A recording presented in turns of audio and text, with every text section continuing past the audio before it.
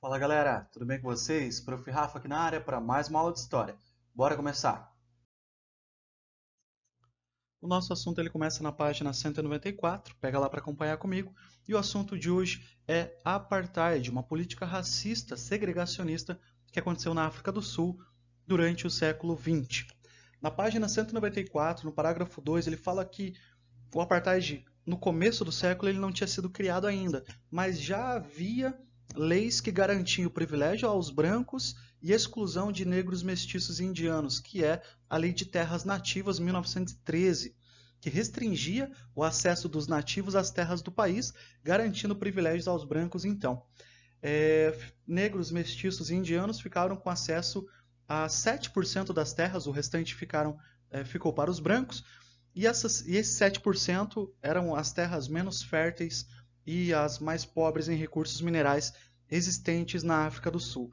Então, no começo do século XX, a África do Sul já passa por um momento em que os brancos, a minoria branca, detinham todo o poder político e econômico e a maioria negra, mestiça ou indiana, que também lá estava excluída do processo aí de acesso à terra, de acesso à produção, de acesso a riquezas do país que lá estava.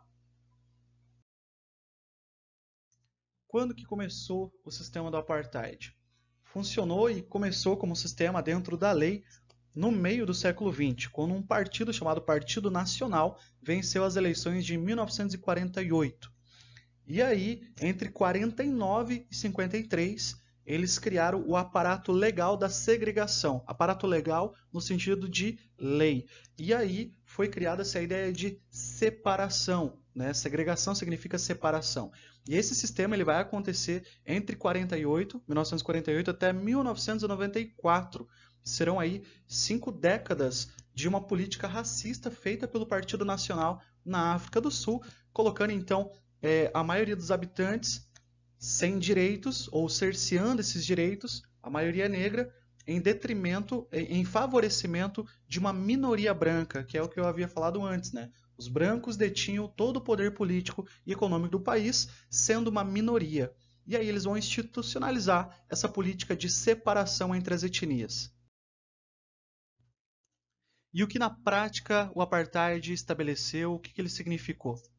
Acesso diferenciado, segregação, separação entre brancos e negros. Você tinha lugares que só poderiam ser exclusivamente utilizados por brancos e outros utilizados por negros. Só que não era apenas uma separação, não é apenas um acesso diferenciado. Eu que sou negro não posso entrar lá na escola para branco, ou o contrário. Além de você ter um acesso diferenciado de exclusividade, você tem uma desigualdade na estrutura. Uma escola para brancos era muito melhor do que a escola para negros.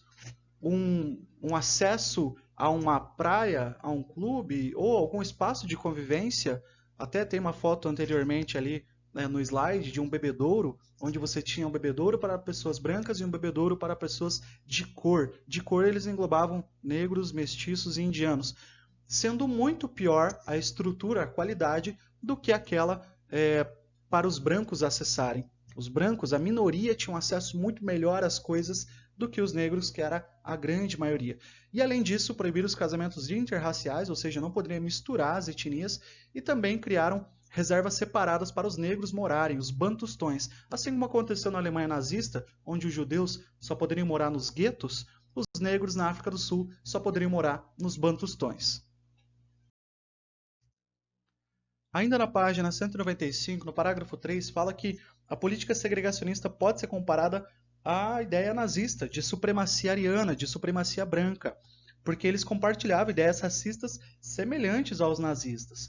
E aí a resistência vai começar, na página ainda no 195, do lado direito, com um partido chamado pelo Congresso Nacional Africano, o CNA. Então as manifestações começaram logo quando começou lá aquela lei de terras nativas, onde vão disponibilizar uma minoria das terras para a maioria negra e a maioria das terras para a minoria branca.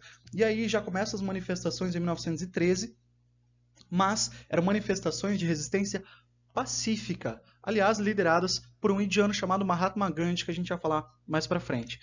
Já Na década de 50, quando a legislação do apartheid entra em vigor, aparece o Congresso Pan-Africano, CPA. O CPA era parecido com o CNA, Manifestações contra o Apartheid, só que a diferença é que esse novo partido defendia ações mais ostensivas, ou seja, mais energéticas, não só resistências pacíficas, mas se precisar recorrer a algum ato não pacífico, o CPA recorreria. E aí você já pode imaginar que alguns conflitos, algumas tensões vão aumentar, vão acontecer a partir da metade do século XX, por conta do CPA fazer uma resistência ao apartheid, ao racismo institucionalizado com mais energia. E aí algumas sabotagens vão acontecer, alguns atos violentos vão acontecer contra o governo da África do Sul.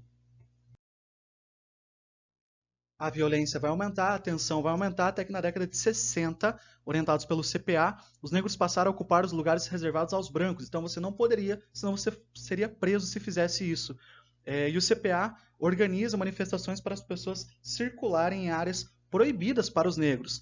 Só que em 60, uma manifestação que no início foi pacífica, convidada pelo CPA, que era contra uma lei que obrigava os negros a portar um passe para circular nas ruas, foi brutalmente reprimida pela polícia, foi reprimida pelo governo, ou seja, não é para manifestar contra as leis que o governo está institucionalizando, segregando mais ainda as pessoas e colocando leis ali, nesse caso, um passe para você que era negro poder circular pelas ruas da África do Sul. E aí a polícia responde com violência e acontece o que a gente chama de massacre de Sharpeville, como ficou conhecido, que resultou na morte de 69 manifestantes e na prisão das lideranças dos dois partidos, do CNA e do CPA. Então, olha só, a resistência contra o racismo acaba sendo brutalmente reprimida pela polícia e 69 pessoas vão morrer. E as ações do CPA vão aumentar, as ações mais ostensivas do CPA e do CNA vão aumentar. E aí que entra a história de Nelson Mandela. Olha só, depois da tragédia de Sharpeville, o jovem advogado Nelson Mandela, um dos líderes do CNA, que era contrário no início à luta armada, convenceu-se que era necessário radicalizar a resistência para derrotar o regime. Então, fizemos uma resistência pacífica, uma manifestação, 69 pessoas foram mortas. Nelson Mandela, então, escolhe radicalizar a resistência contra o racismo e para derrotar esse regime político que estava lá. Num protesto em 62, ele foi detido, foi preso, foi julgado e foi condenado à prisão perpétua, ou seja, pelo resto da vida. A prisão dele vai repercutir no mundo todo. E aí, o tempo passa, ele fica 27 anos preso. E em 1989, né, passam vários anos aí, a gente está dando aquela resumida, um homem chamado Frederic Leclerc, ele venceu as eleições e ele prometeu, no final da década de 80, a formar um governo de conciliação, ou seja, tentar achar um meio do caminho, uma harmonia entre as políticas, entre as pessoas e entre as tensões que estavam acontecendo desde a década de 50 e 60 também. E aí, em 92, num plebiscito, ele determinou o fim do apartheid. Então, o apartheid ele começa em 48 e termina em 92. E ele liberta o Nelson Mandela, que era para ficar preso o resto da vida. No ano seguinte, o Mandela ele se candidata à presidência da África do Sul e acaba ganhando. Então, após 27 anos de prisão, depois de um tempinho, se candidata a presidente e vira o novo presidente da África do Sul.